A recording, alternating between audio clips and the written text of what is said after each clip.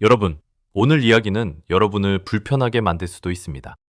하지만 여러분의 가족과 여러분이 평생을 바쳐 일궈온 자산을 지키기 위해 반드시 마주해야 할 불편한 진실입니다. 잠시 눈을 감고 상상해 보십시오. 어느 날 아침입니다. 평소처럼 일어나 스마트폰을 켰는데 뉴스 앱의 헤드라인이 온통 빨간색입니다. 정부 대외 채무 불이행 선언 검토. 처음에는 그게 무슨 뜻인지 잘 와닿지 않습니다.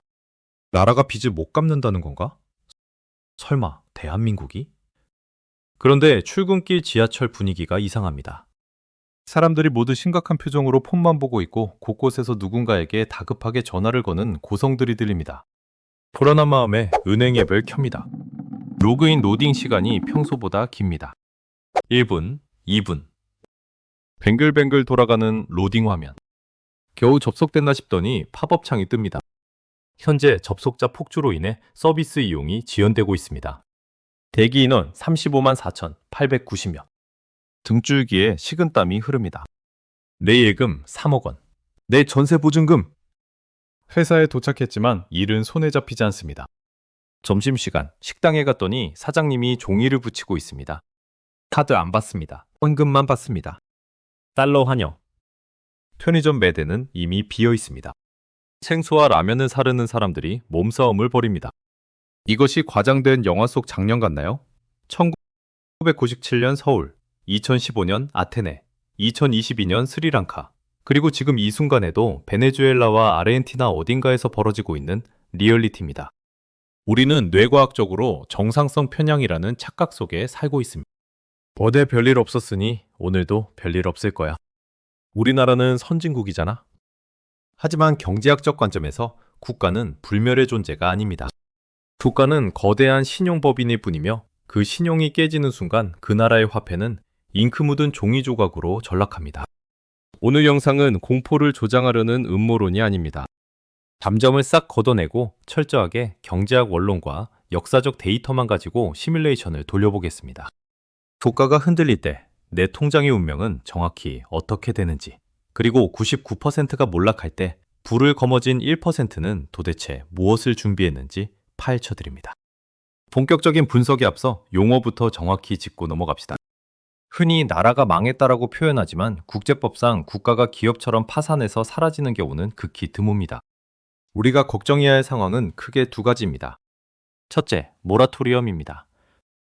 나 지금 돈이 없어서 당장은 못 갚아. 배째라는 건 아니고 조금만 기다려줘 라고 선언하는 겁니다. 채무집을 유예줘. 둘째, 디폴트입니다. 미안한데 나 진짜 돈 없어. 못 갚아. 배째. 이건 채무 불이행 선언입니다.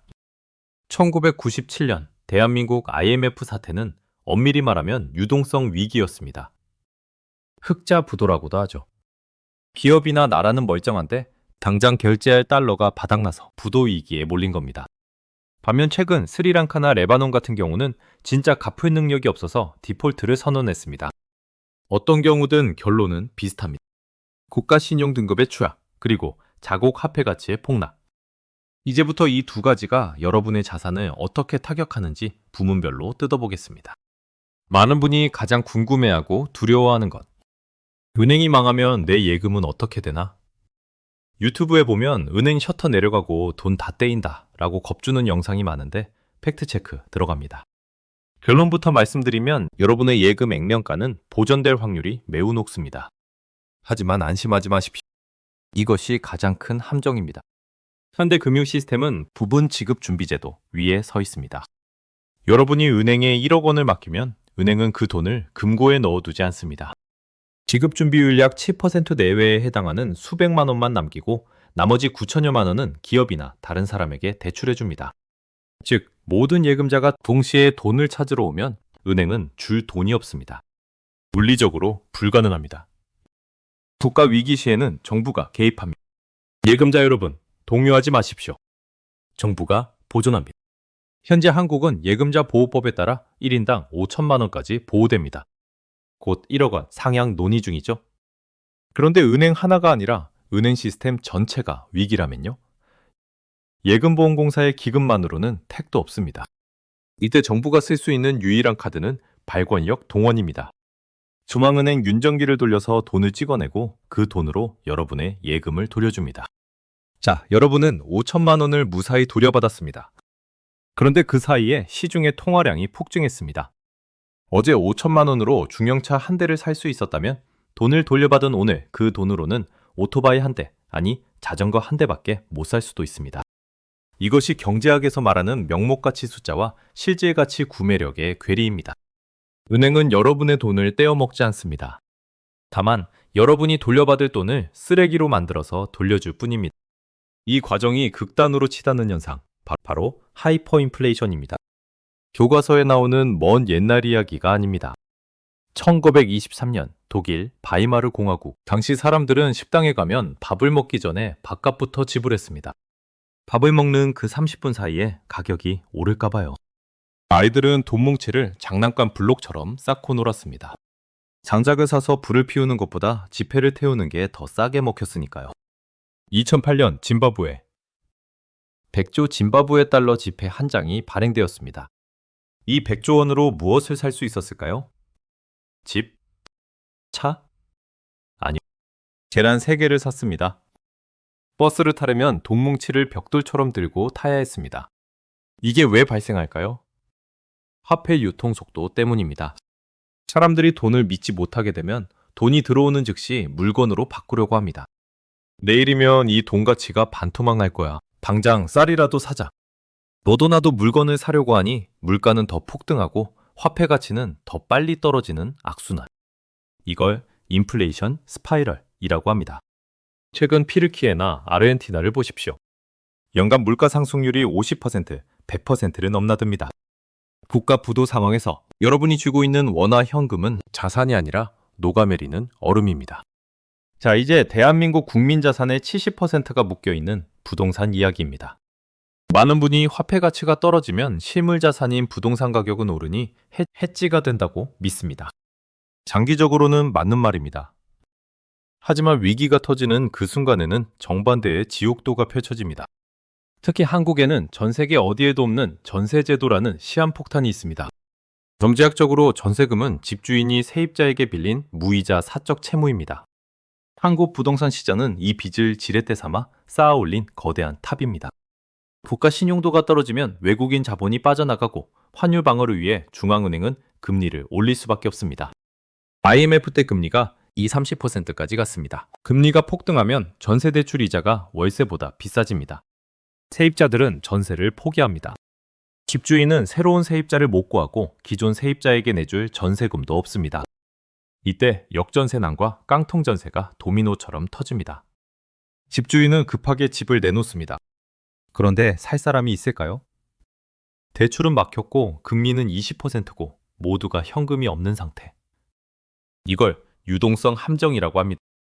IMF 당시 강남 음마아파트 데이터를 볼까요? 평당 가격이 고점 대비 3040% 이상 폭락했습니다. 하지만 중요한 건 하락률이 아닙니다. 거래량입니다.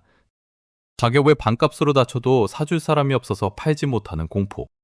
부동산은 현금화가 가장 느린 자산입니다.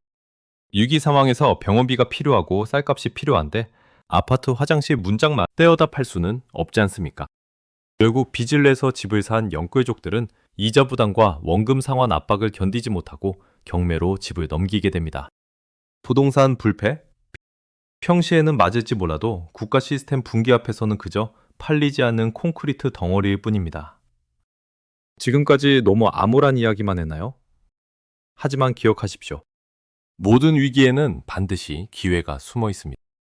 1997년 IMF, 2008년 금융위기. 그 아비규환 속에서도 누군가는 몰락했지만 누군가는 계층 이동의 사다리를 타고 벼락부자가 되었습니다. 그들의 비밀은 무엇이었을까요? 딱 세 글자입니다. 유동성. 남들이 다 돈이 없어서 우량을 헐값에 던질 때 그것을 주워 담을 수 있는 현금을 쥐고 있었다는 겁니다. 그냥 현금이 아닙니다. 가치가 폭등한 현금, 바로 달러입니다. 전략의 달러라는 슈퍼 구명조끼 국가부도는 원화 가치의 사망 선고입니다. 원화가 쓰레기가 될 때 상대적으로 달러의 가치는 하늘을 뚫습니다. IMF 당시 환율이 800원에서 2,000원 가까이 갔습니다. 만약 여러분 자산의 20%를 달러 예금이나 미국 국채 ETF로 가지고 있었다면 원화 자산이 박살날 때 달러 자산 가치가 2.5배 폭등하면서 전체 자산을 방어해 줍니다. 나중에 환율이 고점일 때 이 달러를 팔아서 반토막 난 강남 아파트나 삼성전자 주식을 샀다면 이것이 바로 위기를 기회로 바꾸는 부의 스위칭 전략입니다. 전략2. 금. 최후의 보루 화폐 시스템 자체가 붕괴될 때 빛나는 것이 실물 자산입니다. 전쟁이 나서 전기가 끊기고 인터넷 뱅킹이 마비되면 주식 앱도 비트코인 지갑도 무용지물입니다. 이때 통용되는 유일한 화폐는 금입니다. 단, 종이로 된 금통장보다는 위기 대비용이라면 아주 작은 단위의 실물 골드바나 금화가 유리할 수 있습니다. 전략 3. 주식시장. 떨어지는 칼날을 잡지 마라. 위기 초반 주가는 폭락합니다. 외국인은 환차손을 피하기 위해 뒤도 안 돌아보고 셀코리아를 합니다. 이때 싸다 하고 덤비는 건 자살행위입니다. 기업 부도 리스크가 해소되고 환율이 고점을 찍고 꺾이는 순간 그때가 진짜 바닥입니다. 특히 내수 기업보다는 수출 비중이 높아서 고환율의 수혜를 입을 수 있는 1등 기업을 눈여겨보십시오. 오늘 긴 이야기를 정리해보겠습니다. 국가가 부도난다고 내 돈이 전산상에서 영원이 되어 삭제되는 영화 같은 일은 잘 일어나지 않습니다. 하지만 화폐 가치의 급락, 부동산 거래의 실종, 구매력의 증발은 팩트입니다. 100% 원화 자산, 그것도 황금성이 떨어지는 부동산에만 몰려있는 한국형 자산 구조. 이것은 경제라는 바다에 태풍이 불었을 때 가장 먼저 뒤집히는 뗏목과 같습니다. 여러분의 포트폴리오를 점검해 보십시오. 평화로울 때 준비해야 합니다. 비가 오기 시작하면 우산 가격은 10배로 찝니다. 지금 당장 자산의 10%라도 달러나 금 혹은 현금성 자산으로 분산해 두는 것. 그 작은 행동이 위기가 닥쳤을 때 여러분을 난민이 아닌 생존자, 더 나아가 기회를 잡는 자로 만들어줄 것입니다. 현명한 투자자는 뉴스를 보고 두려워만 하지 않습니다. 데이터를 보고 준비합니다. 역사는 반복된다. 준비된 자에게는 기회로, 그렇지 않은 자에게는 재앙으로. 오늘 영상이 여러분의 생존 전략 수립에 도움이 되었다면 구독과 좋아요 부탁드립니다.